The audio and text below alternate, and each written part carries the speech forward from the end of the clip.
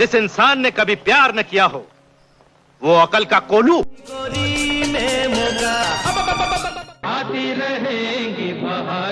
दोस्तों, कभी कभी जिंदगी में कुछ पल ऐसे रिकॉर्ड हो जाते हैं जिनकी असली अहमियत हमें बाद में समझ आती है।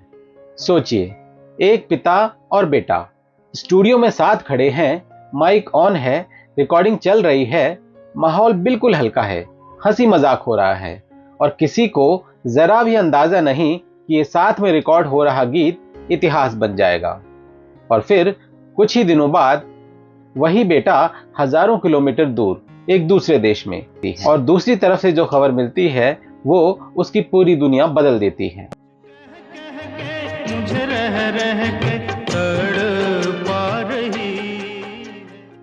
अगर आपने अभी तक चैनल को सब्सक्राइब नहीं किया है तो कर लीजिए, क्योंकि यहाँ हम सिर्फ गानों की बात नहीं करते, हम उन कहानियों को जीते हैं जो लेजेंड्स पीछे छोड़ जाते हैं।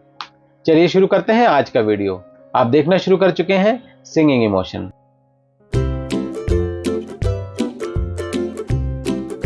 दोस्तों, अक्सर कहा जाता है कि कुछ रिश्ते सिर्फ खून से नहीं सुरों से भी जुड़े होते हैं। किशोर दा और अमित दा, इन दोनों का रिश्ता भी कुछ ऐसा ही था। एक तरफ वो पिता जिसकी आवाज करोड़ों दिलों की धड़कन बन चुकी थी और शादी, प्यार और शादी, दुनिया ने ये रीत बना दी। और दूसरी तरफ बेटा जिसकी आवाज में धीरे धीरे उसी विरासत की झलक साफ सुनाई देने लगी थी। अच्छे लगते हैं। अमित दा ने अपने पिता के साथ कई यादगार ड्यूएट्स गाए। दोनों की केमिस्ट्री सिर्फ घर परिवार तक ही सीमित नहीं थी।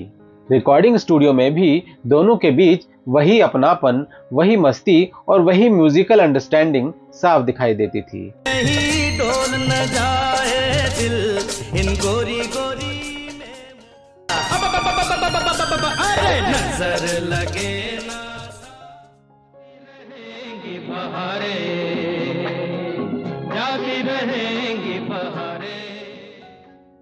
लेकिन साल 1987 में रिकॉर्ड हुआ एक ऐसा गीत जो बाद में इतिहास बन गया, क्योंकि उस दिन स्टूडियो में मौजूद किसी को यह अंदाजा नहीं था कि पिता और पुत्र की ये जुगलबंदी उनकी आखिरी रिकॉर्डेड ड्यूएट बन जाएगी। 1987 फिल्म थी माला माल और गाना रिकॉर्ड हो रहा था माल है तो ताल है। माल है तो ताल है वरना तू कंगाल है, अरे माल है तो ताल है वरना तू कंगाल है। म्यूजिक रूम में मौजूद थे युवा संगीतकार अनु मलिक, सामने थे किशोर दा और उनके साथ थे उनके बेटे अमित कुमार।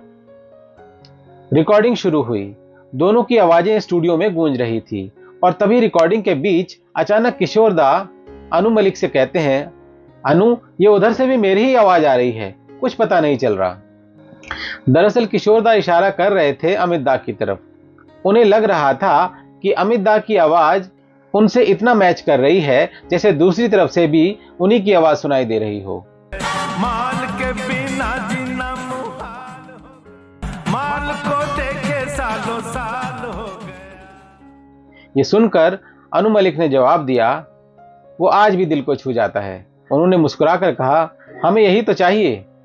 अब जरा सोचिए, एक बेटे के लिए इससे बड़ा कॉम्प्लीमेंट क्या हो सकता है। जिस पिता की आवाज पूरी दुनिया की पहचान बन चुकी हो वही अपने बेटे में अपनी झलक महसूस करे। ये सिर्फ एक रिकॉर्डिंग नहीं थी, ये एक लेगेसी आगे बढ़ने का पल था। लेकिन शायद किस्मत कुछ और लिख चुकी थी। 2 अक्टूबर 1987 को यह गाना रिकॉर्ड हुआ और अगले ही दिन 3 अक्टूबर को अमित कुमार कनाडा के लिए निकल गए एक कॉन्सर्ट टूर पर। सब कुछ बिल्कुल नॉर्मल था। किसी को अंदाजा भी नहीं था कि साथ बिताए गए ये पल आखिरी यादों में बदलने वाले हैं। कुछ दिन बाद कनाडा में अमित दा भारत वापसी के लिए अपना सामान पैक कर रहे थे। दिन था 13 अक्टूबर। इसके बाद उन्हें म्यूजिक स्टोर जाना था क्योंकि किशोर दा ने उनसे कई इंग्लिश सॉन्ग्स के रिकॉर्ड्स मंगवाए थे। तभी फोन बजता है। दूसरी तरफ थे मशहूर फिल्म मेकर शक्ति सामंत और अगले कुछ सेकंड में अमित दा की पूरी दुनिया बदल गई।